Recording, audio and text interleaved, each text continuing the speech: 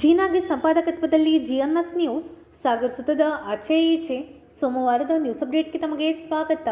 ಮುಖ್ಯಾಂಶಗಳು. ಬೆಂಗಳೂರಿನ ಚಾಮರಾಜಪೇಟೆಯಲ್ಲಿ ಹಸುವಿನ ಕೆಚ್ಚಲಿಗೆ ಹಾನಿ ಖಂಡಿಸಿ ಬಿಜೆಪಿ ಪ್ರತಿಭಟನೆ. ರಾಜ್ಯ ಸರ್ಕಾರದ ವಜಕ್ಕೆ ಮೇಘರಾಜ್. ಸಾಗರ ಗಂಟೆ ಭೂತೇಶ್ವರ ಮೈದಾನ ಕುರಿತು ಗಣೇಶ್ ಪ್ರಸಾದ್.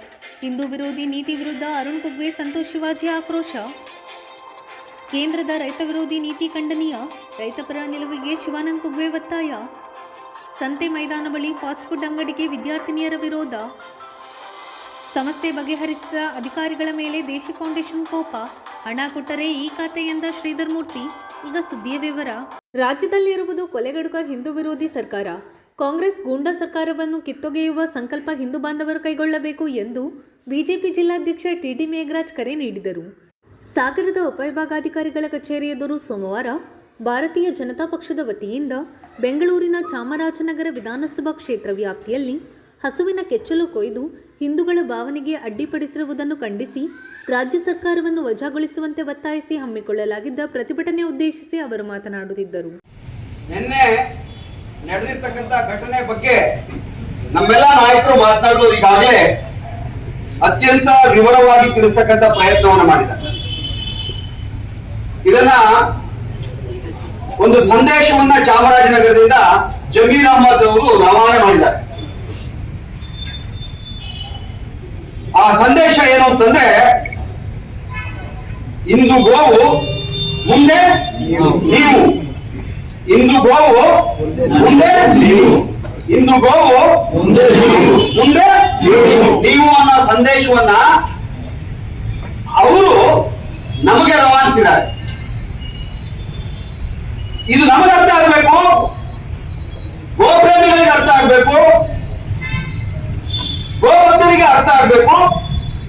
ಇಂದು ಗೋವು ಮುಂದೆ ಮುಂದೆ ಮುಂದೆ ಅಂತಕ್ಕಂಥ ಸಂದೇಶವನ್ನ ಅತ್ಯಂತ ಯಶಸ್ವಿಯಾಗಿ ರವಾನಿಸಿದ್ದಾರೆ. ಸಣ್ಣ ಘಟನೆ ಅಲ್ಲ. ಗೋಮಾತೆಯನ್ನ ತಾಯಿ ಅಂತೇಳಿ ಸ್ವೀಕಾರ ಮಾಡಿ ಆರಾಧಿಸ್ತಕ್ಕಂಥ ಹಿಂದೂ ಸಮಾಜಕ್ಕೆ ನಾವು ಬಾಹುಳ್ಯವಾದ್ರೆ, ಬಹುಸಂಖ್ಯಾತರಾದ್ರೆ ಏನು ಅಂತಕ್ಕಂಥದ್ದನ್ನ ಕೆಲವು ಕಿಡಿಗೇಡಿಗಳನ್ನ ಬಳಕೆ ಮಾಡಿಕೊಂಡು ಈ ಸಂದೇಶವನ್ನು ಕೊಡ್ತಕ್ಕಂಥ ಪ್ರಯತ್ನವನ್ನು ಮಾಡ್ತಾ ಇದ್ದಾರೆ. ವಿಷಾದದ ಸಂಗತಿ ಏನು ಅಂತಂದ್ರೆ, ಈ ರಾಜ್ಯವನ್ನ ಗೂಂಡಾ ರಾಜ್ಯ ಮಾಡಲಿಕ್ಕೆ, ಈ ರಾಜ್ಯವನ್ನ ಕೊಲೆಗಡುಕ ಸರ್ಕಾರ ಆಳ್ವಿಕೆ ಮಾಡ್ತಾ ಇದೆ ಅಂತಕ್ಕಂಥ ಸಂದೇಶವನ್ನು ಕೂಡ ಕಾಂಗ್ರೆಸ್ ಸರ್ಕಾರ ಇವತ್ತು ಸಂದೇಶ ರವಾನಿಸಿದೆ. ಗೂಂಡಾ ರಾಜ್ಯ ಆಗಿದೆ ಅನ್ನೋದಕ್ಕೆ ರಾಜ್ಯದಲ್ಲಿ ಅವ್ಯಾಹತವಾಗಿ ನಡೀತಾ ಇರತಕ್ಕಂಥ ಈ ತರದ ಪ್ರಕರಣಗಳಾದ್ರೆ, ಕೊಲೆಗಡುಕ ಸರ್ಕಾರ ಅನ್ನೋದಕ್ಕೆ ಯಾರೋ ಮಂತ್ರಿಯ PA ಲಾಕ್ಸ್ಮ್ಯಾನ್ ಮಾಡ್ತಾರೆ, ಹಣ ಕೊಡಲಿಕ್ಕೆ ಒತ್ತಡ ಹಾಕ್ತಾರೆ, ಆತ್ಮಹತ್ಯೆ ನಡೆಯುತ್ತೆ, ತನಿಖೆನೇ ಇಲ್ಲ, ಕ್ಲೀನ್ ಚಿಟ್ ಅನ್ನ ಬೇರೆ ಬೇರೆ ವಿಭಾಗದಿಂದ ತಗೊಳ್ತಕ್ಕಂಥ ಕೆಲಸ ಆಗತ್ತೆ. ಕ್ಲೀನ್ ಚಿಟ್ ಅನ್ನ ಇನ್ನೊಂದ್ ಕಡೆಗೆ ಒಬ್ಬ ಸಬ್ ಇನ್ಸ್ಪೆಕ್ಟರ್ನೇ ಆತ್ಮಹತ್ಯೆ ಮಾಡ್ಕೊಳ್ತಕ್ಕಂಥ ಘಟನೆಗಳು ರಾಜ್ಯದಲ್ಲಿ ನಡೆಯುತ್ತೆ. ಇನ್ನೊಂದು ಕಡೆಗೆ ಇಡೀ ವೇದಾಂತ ಹೇಳಿ ಮೇಲೆ ತಮ್ಮ ತಂದೆಯ ಪ್ರಭಾವವನ್ನು ಬಳಕೆ ಮಾಡಿ ಪ್ರಿಯಾಂಕ ಖರ್ಗೆ ಅವರು ಪರೋಕ್ಷವಾಗಿ ರಾಜ್ಯ ಸರ್ಕಾರವನ್ನು ನಿಯಂತ್ರಣ ಮಾಡಿ ಸಿದ್ದರಾಮಯ್ಯ ಮೇಲೆ, ಅವರ ಮಂತ್ರಿಮಂಡಲದ ಮೇಲೆ ಪ್ರಭಾವ ಬೀರಿ ಎಲ್ಲ ಇಲಾಖೆಗಳಲ್ಲಿ ಹಸ್ತಕ್ಷೇಪ ಮಾಡಿ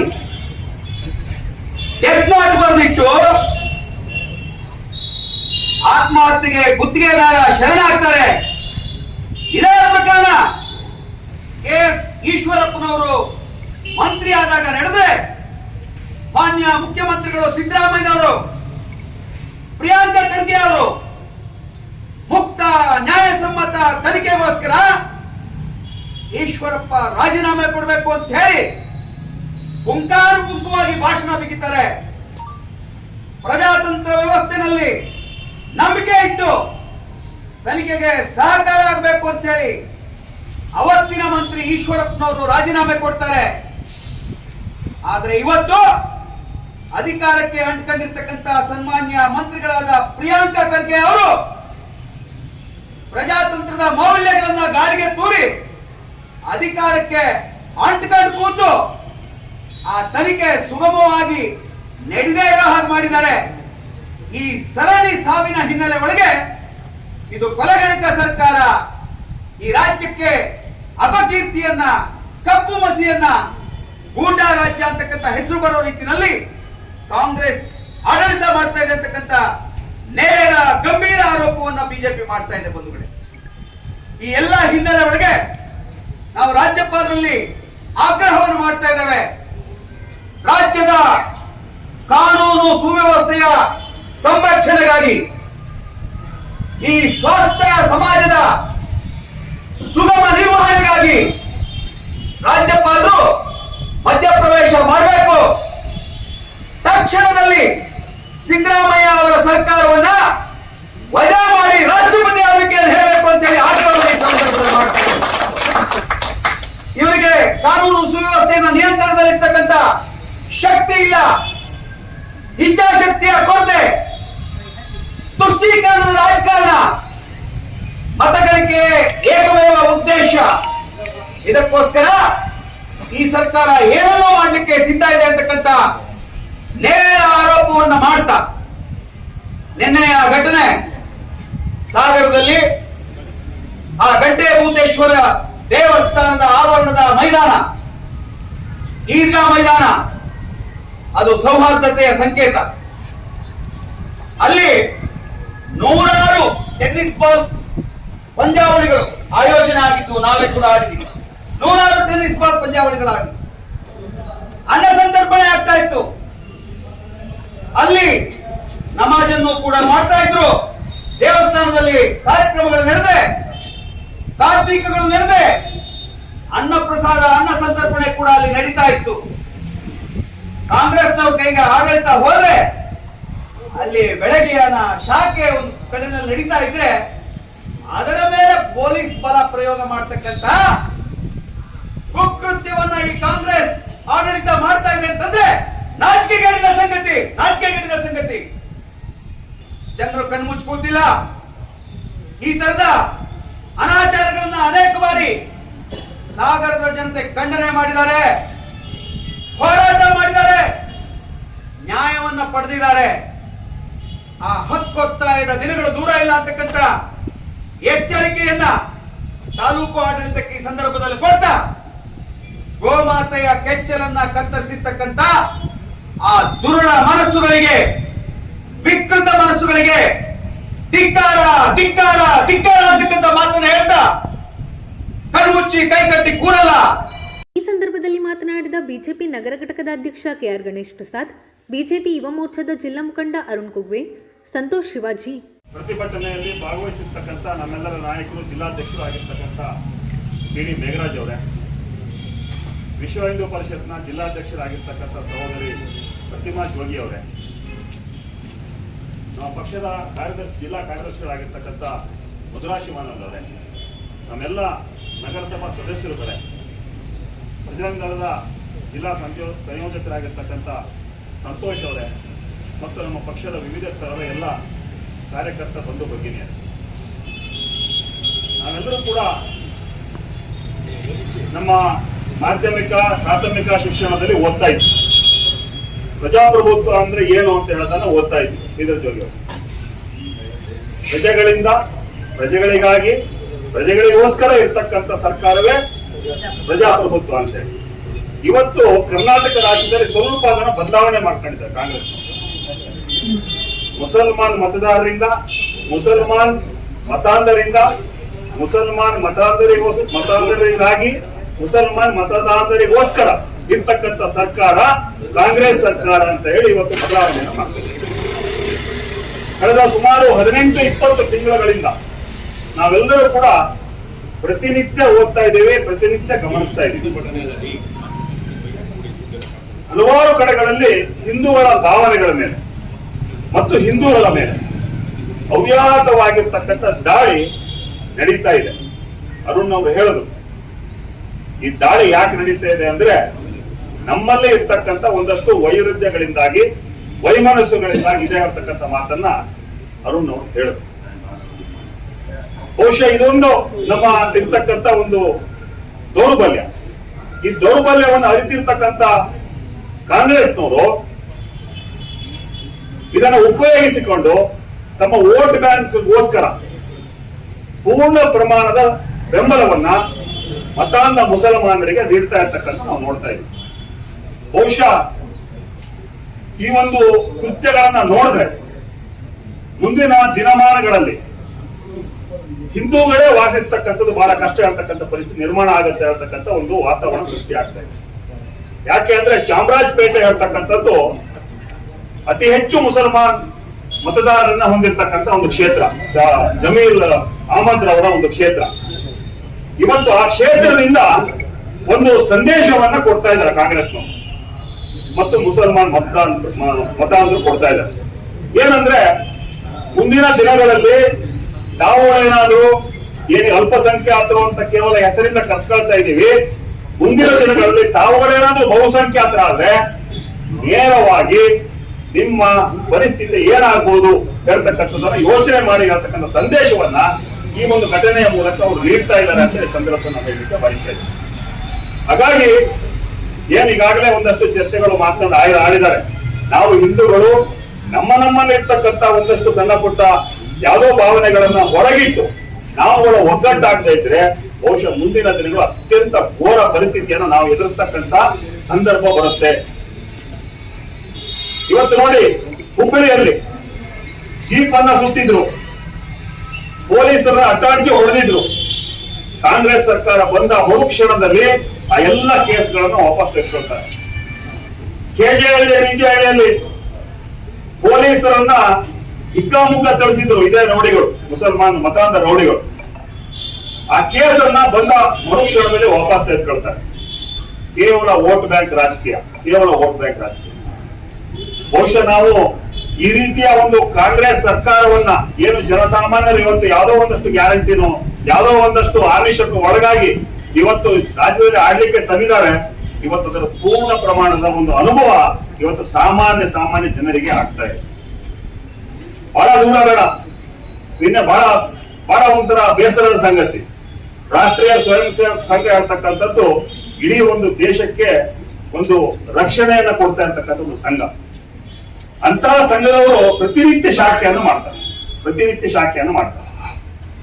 ಅದರಲ್ಲಿ ಭಾನುವಾರ ವಿಶೇಷವಾಗಿ ಎಲ್ಲರೂ ಕೂಡ ಸೇರಿ ಸಾಂಘಿಕ ಇರ್ತಕ್ಕಂಥ ಕಾರ್ಯಕ್ರಮವನ್ನ ಅಲ್ಲಲ್ಲಿ ಮಾಡ್ತಾರೆ. ಒಂದ್ ದಿವಸ ಸಂಗೊಳ್ಳಿ ರಾಯಣ್ಣದಲ್ಲಿ ಮಾಡ್ಬೋದು, ಇನ್ನೊಂದ್ ದಿವಸ ಗಾಂಧಿ ಮೈದಾನದಲ್ಲಿ ಮಾಡ್ಬೋದು, ಇನ್ನೊಂದ್ ದಿವಸ ವಿನೋಬ ನಗರದಲ್ಲಿ ಮಾಡ್ಬೋದು, ಮಾಡ್ತಾರೆ.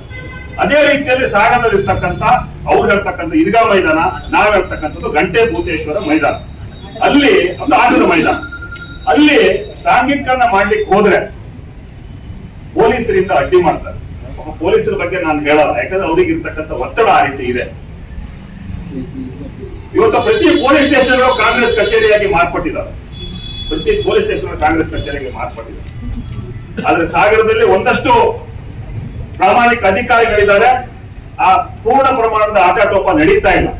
ಆದ್ರೆ ನಿನ್ನೆ ದಿನ ಆಗಿರ್ತಕ್ಕಂಥ ಘಟನೆ ಒಂದು ಶಾಂತವಾಗಿ ದೇಶಭಕ್ತಿಯ ಪಾಠವನ್ನು ಹೇಳ್ಕೊಡ್ತಕ್ಕಂಥ ಸಾಂಘಿಕರ ಮೇಲೆ, ಶಾಖೆಯ ಮೇಲೆ ಬಂದು ಇದನ್ನು ಮಾಡಬಾರ್ದು ನೀವು ಹೇಳ್ತಾರೆ ಅಂತ ಅಂದ್ರೆ ಇದಕ್ಕೆ ಏನು ನಾವು ಉತ್ತರ ಕೊಡಬೇಕು ಹೇಳ್ತಕ್ಕಂಥ ನಾವು ಯೋಚನೆ ಮಾಡಿರ್ತಕ್ಕಂಥ ಪರಿಸ್ಥಿತಿ ನಾವಿದೀವಿ ಅಂತ ಹೇಳ್ತಾ ಮಾತನ್ನು ಈ ಸಂದರ್ಭದಲ್ಲಿ ಹೇಳ್ತಾ ಇದ್ದೀವಿ.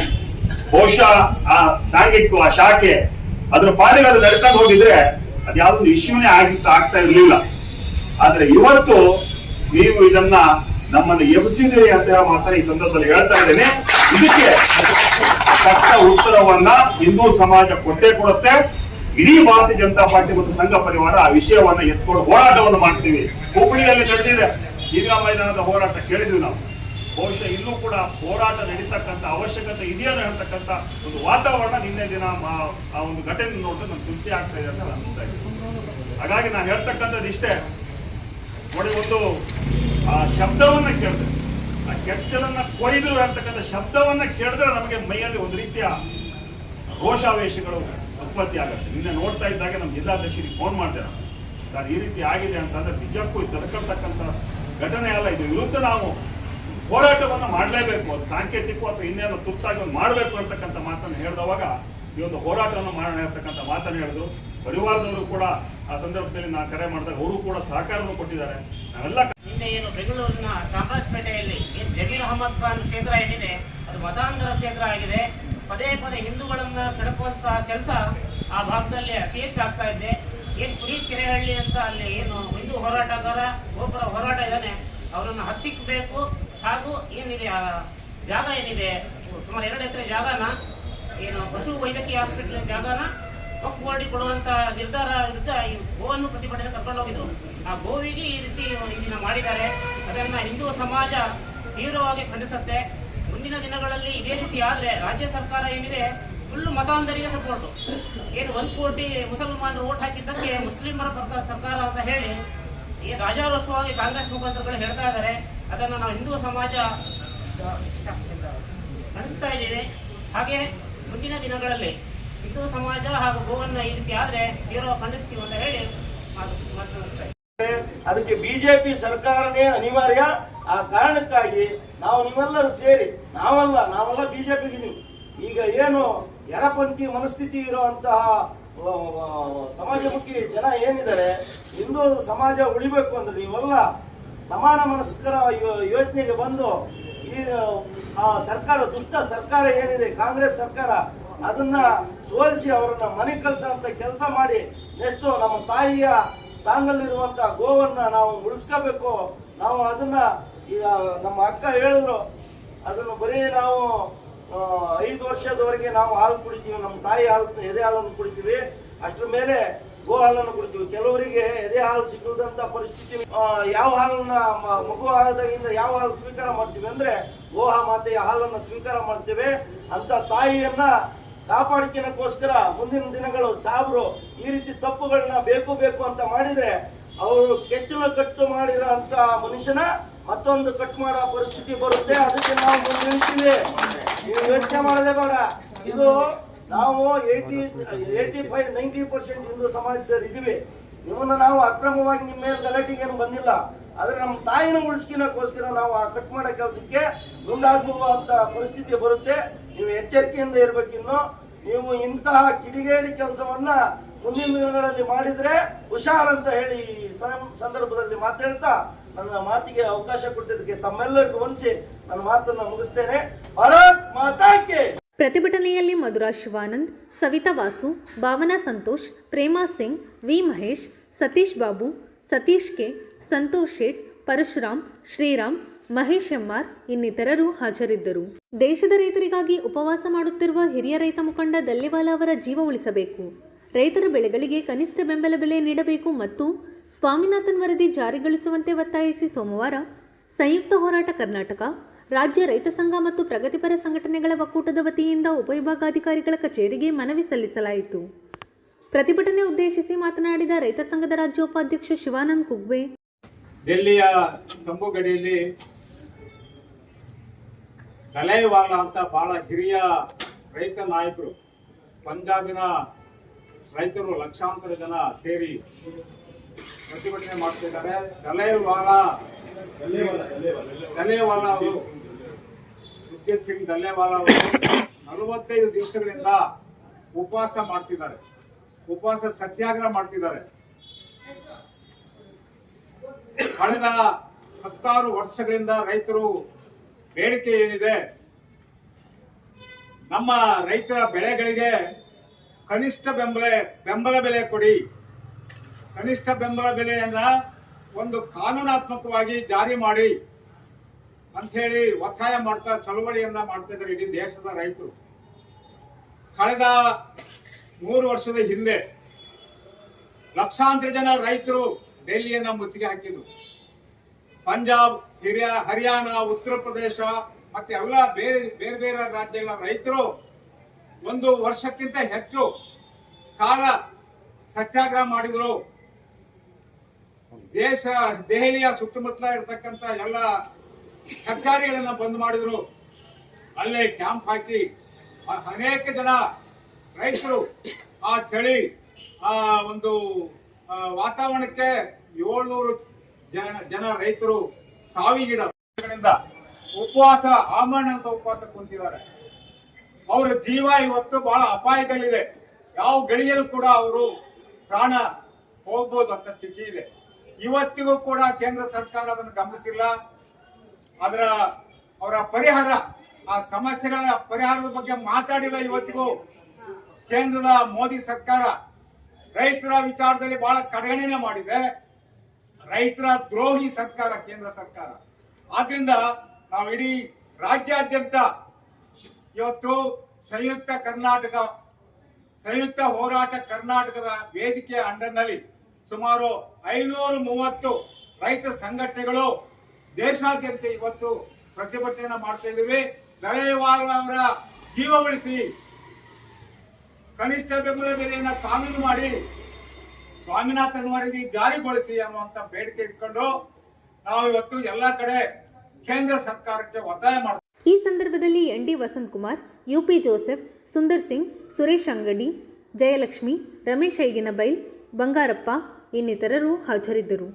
ಸಾಗರದ ಇಂದಿರಾ ಗಾಂಧಿ ಕಾಲೇಜಿನ ಆಸುಪಾಸುಗಳಲ್ಲಿ ವಿವಿಧ ತಿನಿಸುಗಳ ಅಂಗಡಿ ಇಡಲು ಮುಂದಾಗಿರುವ ನಗರಾಡಳಿತದ ಕ್ರಮ ಖಂಡಿಸಿ ಇಂದಿರಾ ಗಾಂಧಿ ಕಾಲೇಜಿನ ವಿದ್ಯಾರ್ಥಿನಿಯರು ಮತ್ತು ಹಾಸ್ಟೆಲ್ನ ಅಲ್ಪಸಂಖ್ಯಾತ ವಿದ್ಯಾರ್ಥಿನಿಯರು ಸೋಮವಾರ ಉಪವಿಭಾಗಾಧಿಕಾರಿಗಳ ಕಚೇರಿಗೆ ಮನವಿ ಸಲ್ಲಿಸಿದರು.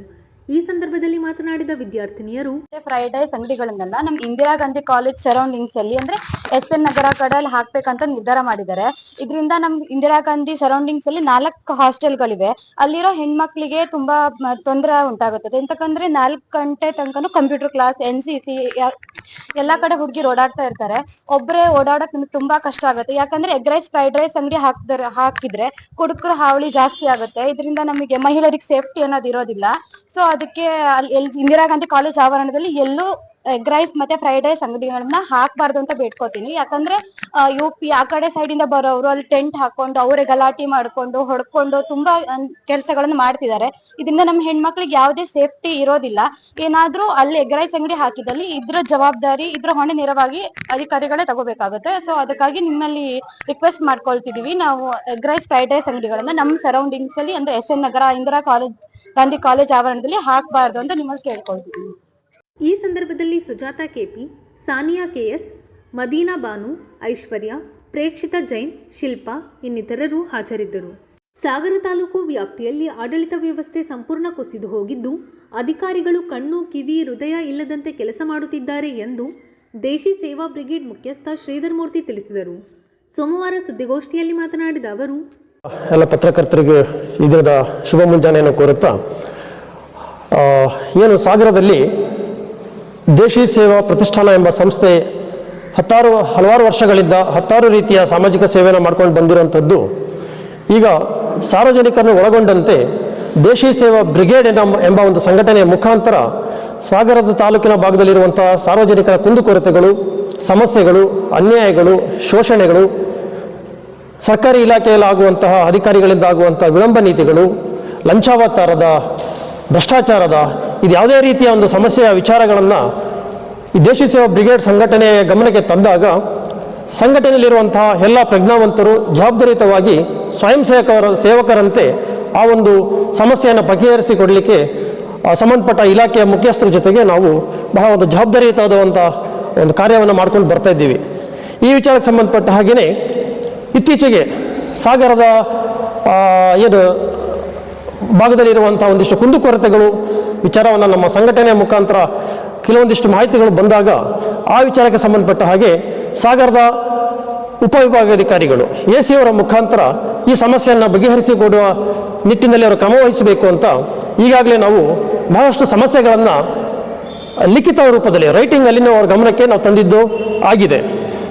ಈ ದಿನ ನಾವು ಸಾರ್ವಜನಿಕವಾಗಿ ಇಲ್ಲಿ ಬರಲಿಕ್ಕೆ ಕಾರಣ ಸಾಗರದ ಆಡಳಿತ ವ್ಯವಸ್ಥೆ ಯಾವ ರೀತಿಯಲ್ಲಿ ಇವತ್ತು ಅವ್ಯವಸ್ಥೆ ಆಗಿದೆ, ಸಾರ್ವಜನಿಕರ ಕುಂದುಕೊರತೆಗಳನ್ನು ಬಗೆಹರಿಸಿಕೊಡಲಿಕ್ಕೆ ಅವರಲ್ಲಿ ಅಸಹಾಯಕರಾಗಿದ್ದಾರೋ ಅಥವಾ ಆಡಳಿತ ವ್ಯವಸ್ಥೆಯ ಕಣ್ಣು, ಕಿವಿ, ಹೃದಯಗಳೆಲ್ಲ ಹೀನರಾಗಿದ್ದಾರೋ ಅನ್ನೋ ಒಂದು ಪ್ರಶ್ನೆಯನ್ನು ಮಾಡಬೇಕು ಅಂತ ಹೇಳಿ ನಾವಿವತ್ತು ತಮ್ಮಗಳ ಮುಂದೆ ಸಾರ್ವಜನಿಕರ ಪರವಾಗಿ ಬಂದಂಥದ್ದಾಗಿದೆ. ಪ್ರಥಮವಾಗಿ ಸಾಗರದ ಕುದುರೂರು ಗ್ರಾಮ ಪಂಚಾಯಿತಿಯ ಬಿಚಗೋಡು ಎಂಬ ಗ್ರಾಮದ ವಿಚಾರದಲ್ಲಿ ಇಷ್ಟು ವರ್ಷಗಳಿಂದಲೂ ಸಹಿತ ಕುಡಿಯುವ ನೀರಿನ ಒಂದು ಸೌಕರ್ಯವನ್ನು ಕೊಡಲಿಕ್ಕೆ ಆಗದೇ ಇರುವಂತಹ ಒಂದು ಹೀನ ರಾಜಕಾರಣದ ವ್ಯವಸ್ಥೆ ಇರ್ಬೋದು, ಅಥವಾ ನಾನು ಈಗಾಗಲೇ ಹೇಳಿದಂಗೆ ಕಣ್ಣು ಕಿವಿ ಮೂಗು ಇಲ್ಲದಲೇ ಹೃದಯಗಳೇ ಇಲ್ಲದಂತಹ ಒಂದು ಆಡಳಿತ ವ್ಯವಸ್ಥೆಯ ಪರಿಣಾಮ ಆ ಗ್ರಾಮಸ್ಥರು ಏನು ಹೊಂಡ ಗದ್ದೆಗಳಲ್ಲಿ ಮಾಡುವಂಥ ಹೊಂಡಗಳಿರ್ತದೆ, ಅಲ್ಲಿನ ನೀರನ್ನು ತಗೊಂಡು ಬಂದು ಅದನ್ನು ಸಾಧ್ಯವಾದಷ್ಟು ಮಟ್ಟಿಗೆ ಶೋಧಿಸ್ಕೊಳ್ತಾನೋ ಅಥವಾ ಹೇಗೋ ಕುಡಿಯುವಂಥ ಪರಿಸ್ಥಿತಿಯನ್ನು ಇನ್ನೂ ಸಹಿತ ಇಟ್ಟಿದ್ದಾರೆ ಅನ್ನುವ ಒಂದು ವಿಚಾರವನ್ನು AC ಅವರ ಗಮನಕ್ಕೆ ನಾವು ಈಗಾಗಲೇ ತಂದಿದ್ವಿ. ಹಾಗೆ ಅದ್ರ ಜೊತೆಯಲ್ಲಿ ಇನ್ನೊಂದಿಷ್ಟು ವಿಚಾರಗಳನ್ನು, ಸಮಸ್ಯೆಗಳ ವಿಚಾರಗಳನ್ನು AC ಅವರ ಗಮನಕ್ಕೆ ತಂದಿದ್ದೇವೆ. ಅದನ್ನು ಸಂಕ್ಷಿಪ್ತವಾಗಿ ನಾನು ಹೇಳೋ ಪ್ರಯತ್ನ ಮಾಡ್ತೇನೆ.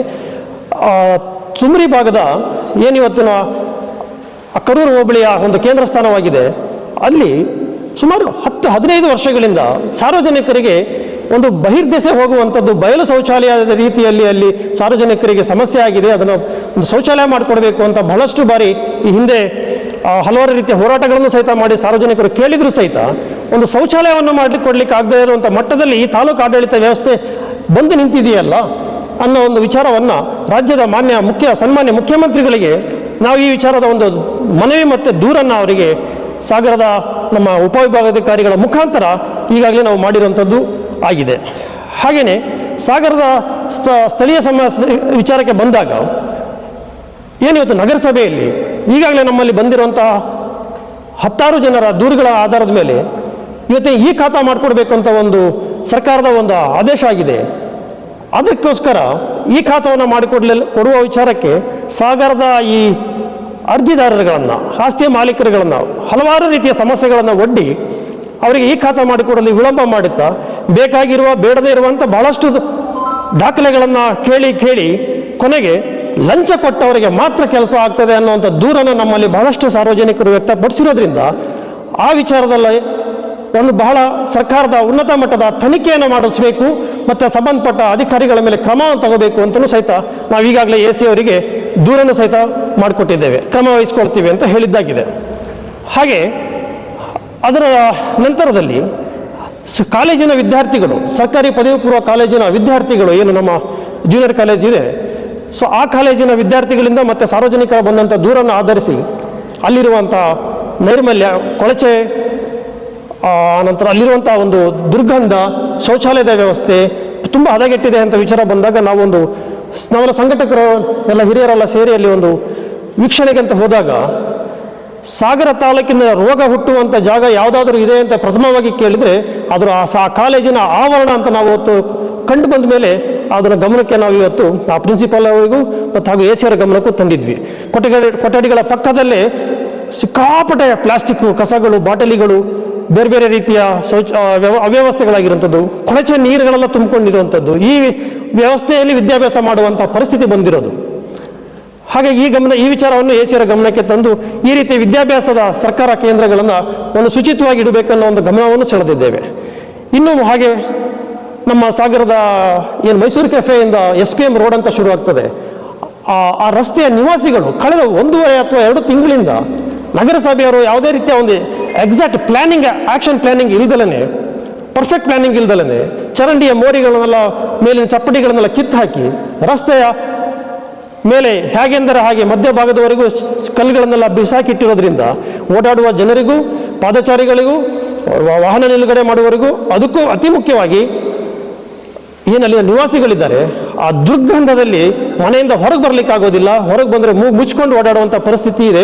ಇದನ್ನು ಆದಷ್ಟು ಬೇಗ ವ್ಯವಸ್ಥೆಯನ್ನು ಸರಿಪಡಿಸ್ಕೊಡಿ. ಆ ಕೊಳಚೆಯನ್ನು ಏನು ದಿನನಿತ್ಯ ಮೈಸೂರು ಕೆಫೆ ಹೋಟೆಲಿಂದ ಬರುತ್ತೆ ಅಂತ ಅವ್ರು ಹೇಳ್ತಾರೆ, ಅದನ್ನು ದುರ್ಗಂಧವನ್ನು ಶುಚಿಗೊಳಿಸುವಂಥ ವ್ಯವಸ್ಥೆ ಮಾಡಿಕೊಡಿ ಅನ್ನೋದನ್ನು ಅವರು ಈಗಾಗಲೇ ಬಹುಶಃ ಸಾರ್ವಜನಿಕರು, ಅಲ್ಲಿ ಸ್ಥಳೀಕರು ನಗರಸಭೆಗೆ ಮತ್ತು ಉಪವಿಭಾಗಾಧಿಕಾರಿಗಳಿಗೆ ಮಾಹಿತಿ ದೂರನ್ನು ನೀಡಿದರೂ ಸಹಿತ ಕೆಲಸ ಆಗಿಲ್ಲ ಅಂತ ಕಂಡು ಬಂದ ಮೇಲೆ ನಾವು ಸಂಘಟನೆ ವತಿಯಿಂದಲೂ ಸಹಿತ ಆ ದೂರನ್ನು ಅವರಿಗೆ ನಾವು ಲಿಖಿತ ರೂಪದಲ್ಲಿ ಕೊಟ್ಟಿದ್ದದ್ದಾಗಿದೆ.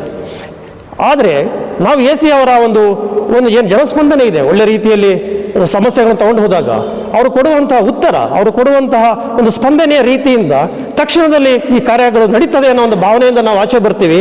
ಆದರೆ ಎಲ್ಲ ಒಂದು ಕಡೆ ಈಗ ಅನ್ನಿಸ್ತಾ ಇದೆ, ಸಾಗರದ ಉಪವಿಭಾಗಾಧಿಕಾರಿಗಳೂ ಸಹಿತ ಅಸಹಾಯಕರಾಗಿ ಕೂತ್ಕೊಂಡಿದ್ದಾರೆ. ಈ ನಗರಸಭೆ ವ್ಯವಸ್ಥೆ ನಮ್ಮ ಉಪವಿಭಾಗಾಧಿಕಾರಿಗಳನ್ನೇ ಎಲ್ಲೋ ಕೈಕಟ್ಟಿ ಕೂರಿಸಿದೆಯೋ ಅನ್ನೋ ಒಂದು ಭಾವನೆ ಈಗ ನಮಗೆ ಇತ್ತೀಚಿನ ದಿನಗಳಿಂದ ಕಾಡ್ಲಿಕ್ಕೆ ಪ್ರಾರಂಭ ಆಗಿರುವಂಥದ್ದು. ಹಾಗಾಗಿ ಈ ಥರದ ಸಾರ್ವಜನಿಕ ಸಮಸ್ಯೆ ವಿಚಾರಗಳಿಗೆ ನಾವು ಧ್ವನಿಯನ್ನು ಕೊಡಬೇಕು. ಸಾರ್ವಜನಿಕರ ಪರವಾಗಿ ಅವರ ಕೆಲಸ ಕಾರ್ಯಗಳನ್ನು ಆಗುವ ನಿಟ್ಟಿನಲ್ಲಿ ನಮ್ಮ ಪ್ರಯತ್ನವನ್ನು ಮಾಡಬೇಕು ಅನ್ನೋದ್ರ ಜೊತೆಗೆ ಬಂದಿರುವಂಥದ್ದು. ಇನ್ನು ಅದು ಮುಂದುವರೆದು ಅತಿ ಮುಖ್ಯವಾಗಿ ಇನ್ನೊಂದು ವಿಚಾರ, ಬಿಚುಗೋಡಿನ ಗ್ರಾಮಕ್ಕೆ ನಾನು ಈಗಾಗಲೇ ಹೇಳಿದ್ದೇನೆ, ಯಾವ ರೀತಿಯ ಒಂದು ಗದ್ದೆಗಳಲ್ಲಿ ಇರುವಂಥ ಹೊಂಡಗಳಲ್ಲಿ, ಅಂದರೆ ಅದಕ್ಕೆಲ್ಲ ಮೆಡಿಸಿನ್ಸ್ ಈಗ ಬರ್ತಾವ್ರು ಹೇಳಿದರು, ಮೆಡಿಸಿನ್ಸ್ ಎಲ್ಲ ಔಷಧಿಗಳನ್ನೆಲ್ಲ ಗದ್ದೆಗೆಲ್ಲ ಸಿಂಪಡಿಸ್ಕೊಳ್ತೀವಿ, ಆದ್ರ ಮಧ್ಯದಲ್ಲಿರುವಂಥ ಹೊಂಡದಲ್ಲಿರುವ ನೀರನ್ನು ನಾವು ಮನೆಗೆ ತೊಗೊಂಡೋಗಿ ಕುಡಿಯುವಂಥ ಪರಿಸ್ಥಿತಿಯಲ್ಲಿ ಇದ್ದೀವಿ, ನಮಗೆ ಯಾವುದೇ ರೀತಿಯ ಸರ್ಕಾರದ ವ್ಯವಸ್ಥೆಯಿಂದ ನೀರು ಕೊಡಲಿಲ್ಲ ಅಂತ. ಈ ವಿಚಾರದಲ್ಲಿ ಎ ಸಿ ಅವ್ರ ಗಮನಕ್ಕೆ ತಂದಾಗ ಶಿವಮೊಗ್ಗದ CEO ಅವರ ಹತ್ರ ನಾನು ಗಮನಕ್ಕೆ ತಂದು ಕೆಲವೇ ದಿನಗಳ ಒಳಗಾಗಿ ನಿಮಗೆ ನೀರಿನ ಮೂಲಭೂತ ಸೌಕರ್ಯವನ್ನು ಮಾಡಿಕೊಡ್ತೀನಿ ಅಂತ ಹೇಳಿದವರು ಈಗಾಗಲೇ ತುಂಬ ದಿವಸ ಕಳೆದ್ರೂ ಸಹಿತ ಆ ಕಾರ್ಯಗಳು ಆಗಿ ಬಂದಿಲ್ಲ. ಜೊತೆಗೆ ಅಲ್ಲಿ ಬಂದಂಥ ಅದಕ್ಕೆ ಸಂಬಂಧಪಟ್ಟಂಥ AEE ವಾಟರ್ ಬೋರ್ಡು ಅವ್ರು ಬಂದಂಥವ್ರು ಗ್ರಾಮಸ್ಥರಿಗೆ ಹೇಳ್ತಾರೆ, ಇಲ್ಲ ನಿಮಗೆ 3, 4, 5 ತಿಂಗಳು ನೀರನ್ನು ಕೊಡೋಕ್ಕೆ ವ್ಯವಸ್ಥೆ ಇಲ್ಲ ನಮ್ಮಲ್ಲಿ, ಅದಕ್ಕೆ ಬೇಕಾದಷ್ಟು ಫಂಡ್ ನಮ್ಮಲ್ಲಿ ಇಲ್ಲ ಈಗ ಅನ್ನೋ ಮಾತನ್ನೆಲ್ಲ ಹೇಳಿ ಇವರನ್ನು ಅದೇ ರೀತಿ ಅನಾಗರಿಕ ವ್ಯವಸ್ಥೆಯಲ್ಲಿ ಬಿಟ್ಟಿರುವಂಥದ್ದನ್ನು ನಾವು ಖಂಡಿಸ್ತಾ ಈ ಸಂದರ್ಭದಲ್ಲಿ ಮುಂದಿನ ದಿನಗಳಲ್ಲಿ ತಕ್ಷಣದಲ್ಲಿ ಆ ಗ್ರಾಮಸ್ಥರೇನು ಇವತ್ತೆಲ್ಲ ಬಂದಿದ್ದಾರೆ, ಅವರು ಮನೆಯಿಂದ ಪಾಪ ಬೆಳಗ್ಗೆ 6 ಗಂಟೆಗೆ ಹೊರಟು ಇವತ್ತು ನಿಮ್ಮ ಮುಂದೆ ತಮ್ಮ ನೋವನ್ನು ಹೇಳ್ಕೋಬೇಕು ಅಂತ ಬಂದಿದ್ದಾರೆ.